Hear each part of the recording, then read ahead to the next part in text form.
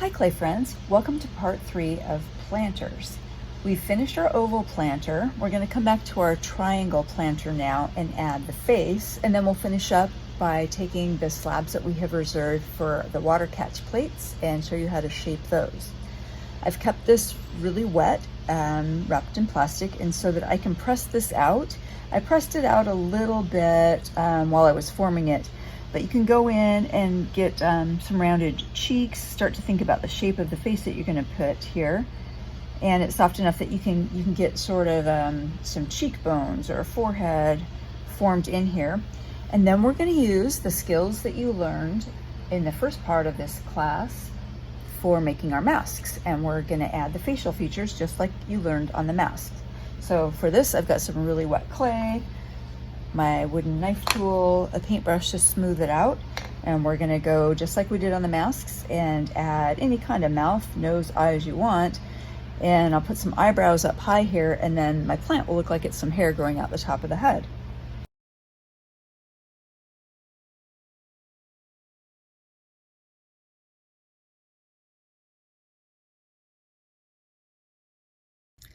One thing I'm going to do differently on the planter versus the garden mask is make the eyeballs smaller. I'm not going to dig a hole to set them in, so I'm going to make this smaller and then pat that down so that it's not sticking out quite so much, and then build the eyelids up around that still.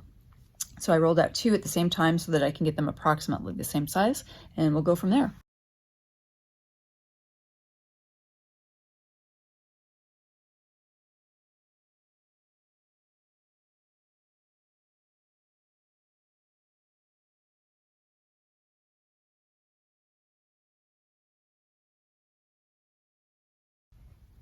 And just like the mask lesson, we're going to roll out some really thin scraps of clay and cut out any shapes you like to embellish your planter. You can do little vines, little leaves, flowers, fruit, grapes. I think I might have these eyebrows turning into some leaves coming out here, and you can go all the way around if you want. Use your imagination and have fun with this.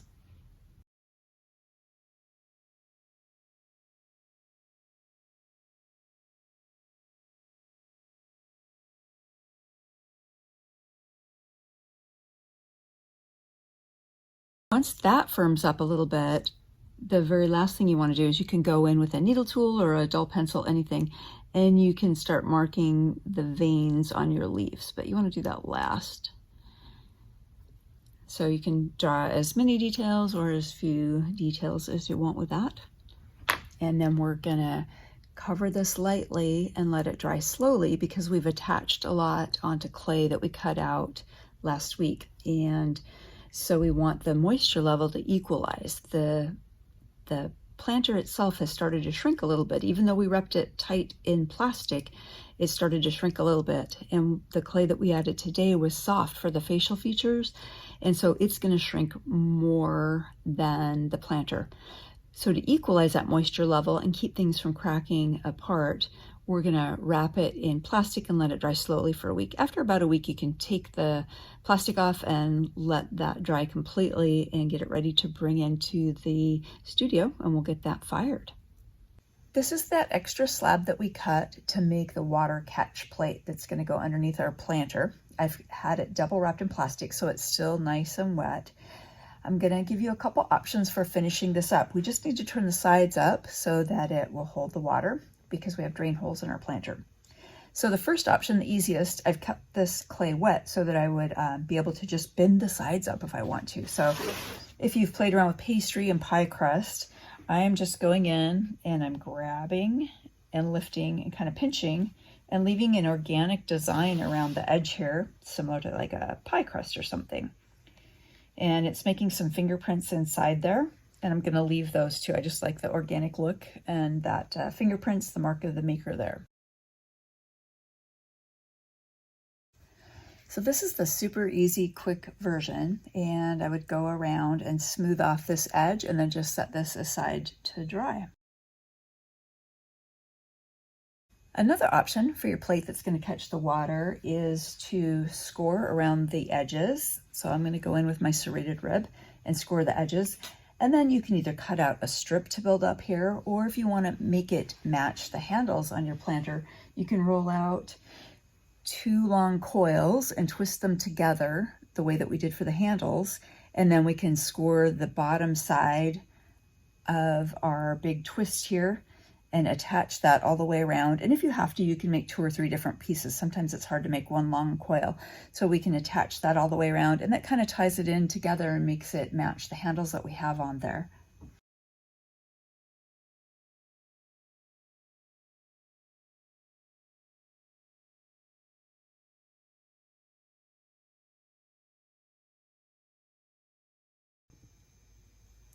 We have our 2 coils twisted together so it will match the handles on our planter.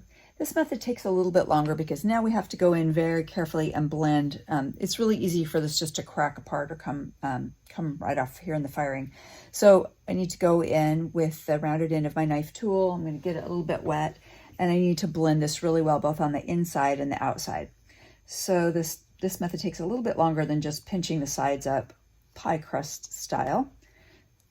But it's totally up to you, depends on the look that you want and what you want your final planter to look like. So I would go around the whole thing inside and out with my knife tool, and then I would go over it with a damp paintbrush, just slightly wet enough to really blend that and make it look so you don't want to see this 2 separate pieces of clay. That's a good indication that it'll crack apart in the firing. So just make sure that's blended really well. And that's your other option for the water catching plate.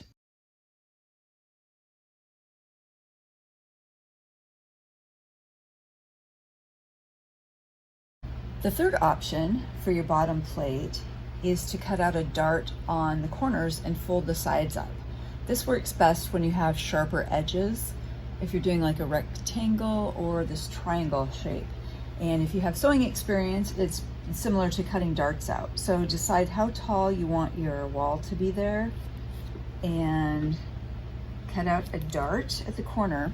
And then I take that piece and use it on the other corner so that I'm cutting out the same amount so that the wall will be the same height all the way around.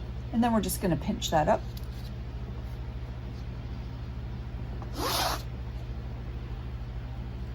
This is a pretty quick option also. We're going to start to gently fold these sides up. And again, I've left a couple layers of plastic on this slab, so it's still pretty wet. If for some reason your slab wasn't covered tight enough and it looks like it's starting to crack or doesn't feel pliable, you can spray it with some water and wrap it up tight in plastic and let it sit for an hour or 2 and rehydrate it.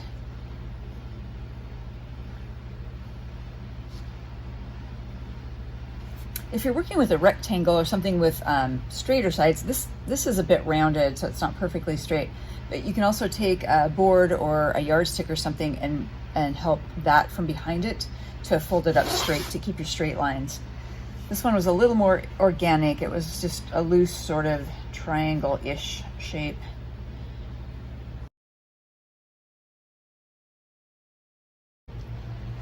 Then we want to go in and score the 2 sides that we're going to be connecting here. So I'm going to dip my scoring tool in a little bit of water, and we're going to score both sides and then start smoothing these seams together.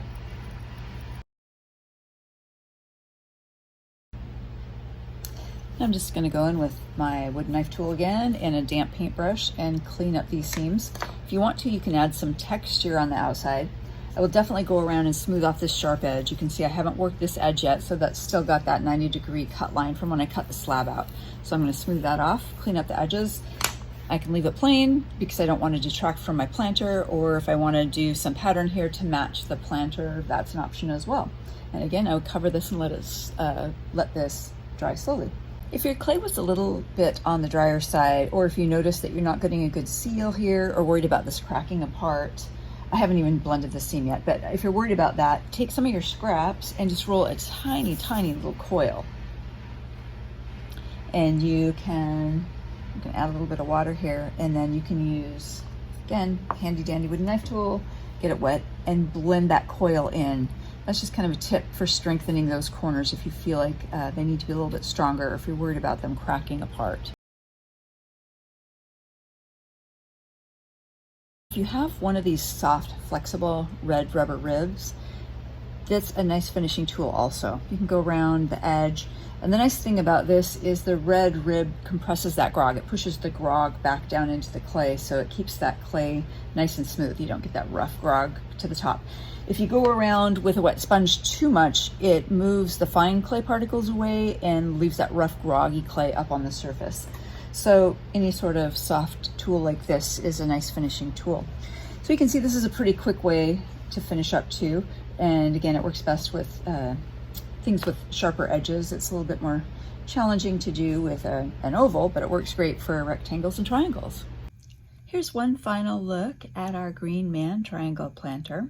I went ahead and added some details, some veins on the leaves and some extra texture, dandelions. And I brought some of that texture down onto the plate just to add some interest and have some visual flow from your eye. And then my hope is I'll plant something on here that makes it look like we've got some bushy hair growing out and maybe even growing down the side here.